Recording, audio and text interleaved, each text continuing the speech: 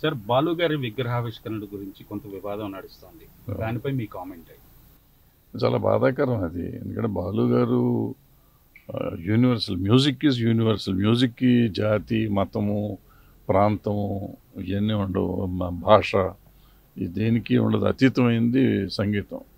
అలా సంగీతాన్ని అన్ని భాషల్లోనూ, భారతదేశంలో ఉన్న అన్ని భాషల్లోనూ మనకి అందించి అన్ని చోట్ల మన్ననలు పొంది మన తెలుగు వాళ్ళ గౌరవాన్ని పెంచిన మనిషి బాలు గారు. అటువంటి బాలు గారి విగ్రహాన్ని ఇక్కడ పెడతాంటే ఆంధ్ర తెలంగాణని ఆపటం అనేది చాలా దుర్మార్గం, అన్యాయం నా ఉద్దేశంలో. మరి వాళ్ళు ఎందుకు అనుకుంటున్నారు? అది కూడా 12 ఏళ్ళు అయిపోయింది, సపరేట్ అయిపోయి ఎవరి రాష్ట్రం వాళ్ళకు ఉంది. ఉన్నప్పుడు ఇప్పుడు ఇక్కడ వాళ్ళని అక్కడ వాళ్ళు గౌరవించాలి, అక్కడ వాళ్ళని ఇక్కడ వాళ్ళు గౌరవించాలి.